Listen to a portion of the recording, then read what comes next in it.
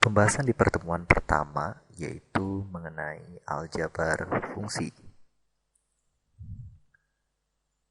Tujuan pembelajarannya itu setelah melakukan pembelajaran ini diharapkan siswa dapat yang pertama menerapkan operasi penjumlahan pada fungsi, menerapkan operasi pengurangan pada fungsi, menerapkan operasi perkalian pada fungsi, menerapkan operasi pembagian pada fungsi, dan yang terakhir menemukan konsep domain alami dan range fungsi baru hasil operasi aljabar dua buah fungsi atau lebih.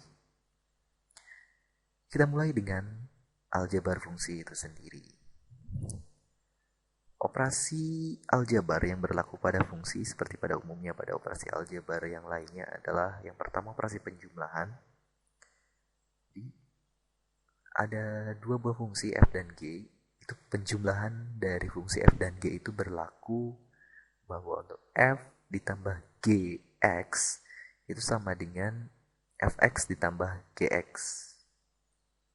Jadi untuk aljabar fungsi ini sebenarnya kita hanya akan mencari rumus fungsi baru yang merupakan hasil operasi aljabar dari dua fungsi atau lebih. Jadi ketika ada dua fungsi yang dijumlahkan, itu kita hanya perlu menjumlahkan fungsi itu sendiri. Contoh soalnya di sini diketahui fx x tambah 2 dan gx x kuadrat dikurang 4. Tentukan f tambah gx. Penyelesaiannya kita tahu tadi bahwa untuk penjumlahan ketika ada f tambah gx itu berlaku fx tambah gx. Jadi kita hanya perlu menjumlahkan x tambah 2 ditambah dengan x kuadrat dikurang 4. Kita buka kurung sehingga yang ada tinggal x tambah 2 ditambah x kuadrat dikurang 4. Kita kelompokkan dengan variabel-variabel yang sejenis.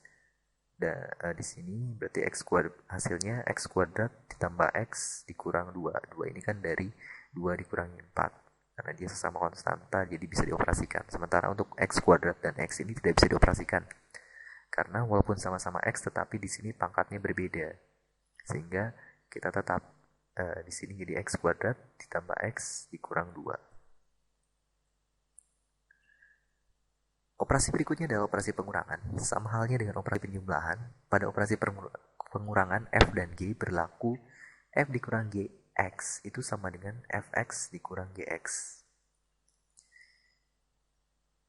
Contohnya, diketahui fx sama dengan x kuadrat dikurang 3x dan gx sama dengan 2x tambah 1. Tentukan f dikurang gx. Penyelesaiannya sama, f dikurang gx itu sama dengan fx dikurang gx.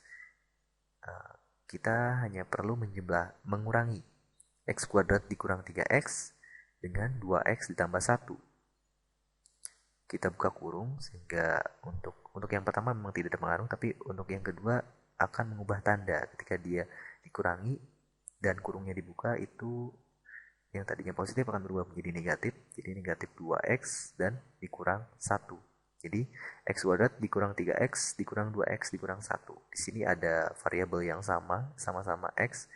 Min 2x kurang 2, min 3x dikurang 2x itu hasilnya kan sama dengan negatif 5x.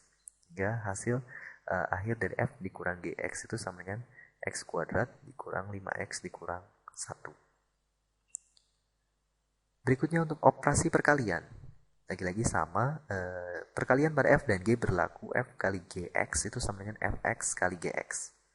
Contoh, diketahui fx sama dengan x dikurang 5 dan gx sama dengan x kuadrat ditambah x. Tentukan f dikali gx. F kali gx itu sama dengan fx dikali gx. Sehingga kita hanya mengalikan x dikurang 5 dengan x kuadrat ditambah x. Kita mengalikannya per suku, jadi x dikalikan dengan x kuadrat, hasilnya x pangkat 3. Kemudian x dikalikan dengan x, hasilnya itu sama dengan x kuadrat. Kemudian negatif 5x dikalikan dengan x kuadrat, hasilnya negatif 5x kuadrat. Dan yang terakhir negatif 5 dikalikan dengan x, itu hasilnya negatif 5x. Untuk variabel yang sama kita kelompokkan dan kita operasikan. Berarti x kuadrat dikurang 5x kuadrat itu sama dengan 4x kuadrat. Sehingga hasil akhir dari f kali gx itu sama dengan x pangkat 3 dikurang 4x kuadrat dikurang 5x. Operasi berikutnya adalah operasi perkalian. Mungkin agak sedikit berbeda karena untuk operasi perkalian ada syarat. Pembagian f dan g berlaku f per g x itu sama dengan fx per gx, tapi ada syarat bahwa untuk pecahan, karena bentuk fungsi pecahan itu syarat untuk dipenyebut itu tidak sama dengan 0. Kenapa? Karena pembagian dengan 0 itu akan menghasilkan hasil yang tidak terdefinisi. Jadi sebisa mungkin hindari pembagian dengan 0. Ya, ini syarat mutlak untuk fungsi berbentuk pembagian, fungsi rasional berbentuk pembagian. Contoh soal, diketahui fx sama dengan x kuadrat min 4 dan gx sama dengan x tambah 2. Tentukan f per gx. Penyelesaian f per gx itu sama dengan fx per gx. Sehingga kita hanya membagi x kuadrat dikurangi 4 dibagi x tambah 2. Kita bisa menguraikan atau memfaktorkan x kuadrat min 4 ini menjadi x kurang 2 dikali x tambah 2. Ingat bahwa a kuadrat ketika dikurangi b kuadrat itu akan sama dengan a dikurang b dikalikan a ditambah b. Ini sifat operasi. Jadi karena x kuadrat dikurangi 4 berarti itu sama dengan x kuadrat dikurang 2 kuadrat, sehingga ini ketika difaktorkan akan menjadi x kurang 2 dikali x tambah 2 per x tambah 2. Kita bisa sederhanakan di sini x tambah 2 sama dengan x tambah 2, kita sederhanakan sehingga yang tersisa tinggal x dikurang 2 dan ini hasilnya.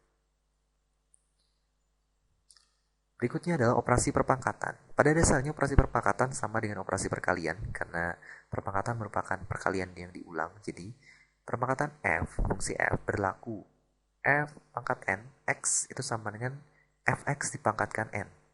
Itu artinya sama dengan fx dikali fx dan seterusnya sebanyak n faktor. Contoh soal, di sini diketahui fx sama dengan x dikurang 3. Tentukan f kuadrat x. Itu artinya kita hanya perlu mencari fx dikuadratkan. Fx-nya x kurang 3 dikuadratkan itu berarti sama dengan x kurang 3 dikali x kurang 3. Hasilnya kita x kali x kuadrat. Negatif 3 dikali x, negatif 3x. X dikali negatif 3 itu sama dengan negatif 3x. Dan negatif 3 kali negatif 3 sama dengan 9. Sehingga hasil akhirnya dengan mengelompokkan variabel yang sejenis kita dapatkan f kuadrat x sama dengan x kuadrat dikurang 6x ditambah 9. Selain konsep dari aljabar fungsi tersebut, ada yang disebut dengan domain dan range fungsi untuk fungsi baru hasil operasi aljabar. Kalau daerah asal atau domain dari suatu fungsi f tidak atau belum ditentukan, jadi biasanya ada suatu fungsi tertentu yang memang domainnya itu tidak ditentukan, maka kita dapat mengambil daerah asal himpunannya dari suatu bilangan real yang mungkin, sehingga daerah hasilnya merupakan himpunan bilangan real juga.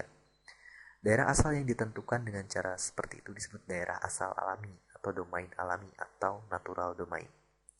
Jadi pada dasarnya bahwa domain alami suatu fungsi f itu adalah df sama dengan x anggota bilangan real.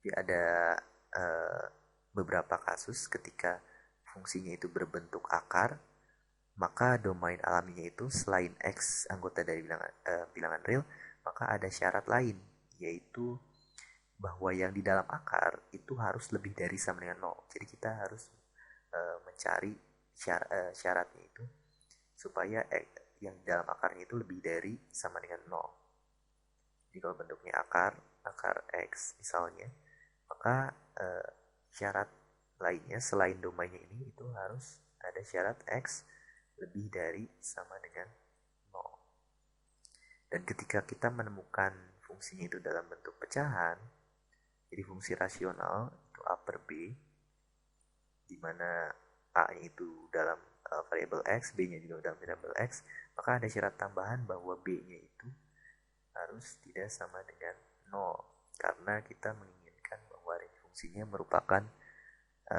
bilangan real juga. Perhatikan contoh soal berikut ini. Tentukan daerah asal alami atau natural domain dari setiap fungsi berikut. Yang pertama, fx sama dengan 4 per x tambah 1. Penyelesaian. Supaya f(x) bernilai real, maka syaratnya ketika ada dalam bentuk fungsi dalam bentuk pembagian rasional ya, di mana penyebutnya ini juga merupakan dalam bentuk x, maka syaratnya adalah penyebutnya ini x tambah 1 tidak boleh sama dengan 0. Itu artinya bahwa nilai x-nya tidak boleh sama dengan negatif 1. Jadi domain dari f itu sama dengan x, di mana x-nya anggota bilangan real, tapi ada syarat tambahan, di mana x-nya itu tidak boleh sama dengan negatif 1. Berikutnya, ada fungsi gx, yaitu 1 per x kuadrat dikurang 4x tambah 3. Sama halnya dengan fungsi fx yang tadi, bahwa di sini bentuknya bentuk fungsi rasional, pecahan. Kita punya syarat bahwa penyebutnya ini tidak boleh sama dengan 0, sehingga x kuadrat dikurang 4x tambah 3 tidak sama dengan 0. Kita faktorkan x kuadrat dikurang 4x tambah 3 tidak sama dengan 0, sehingga kita dapatkan bahwa x-nya itu tidak sama dengan 1 dan x-nya tidak boleh sama dengan 3. Jadi domain dari G itu x anggota bilangan real, di mana x-nya tidak sama dengan 1 dan x-nya tidak sama dengan 3. Berikutnya, ada px itu sama dengan akar dari 4 dikurang x kuadrat. Jadi supaya px ini bernilai real, maka karena dia bentuk fungsinya adalah fungsi dalam bentuk akar, maka yang di dalam akar ini harus lebih dari sama dengan 0. Berarti 4x kuadrat, 4 dikurang x kuadrat itu harus lebih dari sama dengan 0. Atau kita bisa balik menjadi x kuadrat dikurang 4 kurang dari sama dengan 0. Kita pindah ruaskan. Kita faktorkan jadi x kurang 2 kali x tambah 2 kurang dari sama dengan 0. Sehingga didapat himpunan penyelesaian itu x-nya berada di antara negatif 2 dan 2. Jadi domain dari fungsi p ini adalah x, di mana x lebih dari sama dengan negatif 2 dan x kurang dari sama dengan 2, di mana x-nya kita bilangan real. Dan lalu yang keempat, qx sama dengan 5 per akar x kuadrat dikurang 5x tambah 6. Di sini adalah penggabungan dari dua macam fungsi, itu ada fungsi rasional dan juga fungsinya itu dalam bentuk akar. Syarat untuk fungsi rasional bahwa penyebutnya itu tidak boleh sama dengan 0. Sementara syarat untuk fungsi berbentuk akar ini bahwa yang di dalam akarnya atau numerusnya itu lebih dari sama dengan 0. Tapi karena terbatas lagi dengan tadi syarat dari fungsi rasional, maka yang di dalam akarnya itu hanya x kuadrat dikurang 5x tambah 6 lebih dari 0. Jadi tidak ada tanda sama dengannya. Kita faktorkan dan didapat bahwa nilai x itu kurang dari 2 atau x-nya lebih dari 3. Sehingga didapatkan bahwa domain qx itu x, di mana x-nya kurang dari 2 atau x-nya lebih dari 3, di mana x anggota bilangan real. Berikut itu penjelasan mengenai aljabar fungsi. Terima kasih.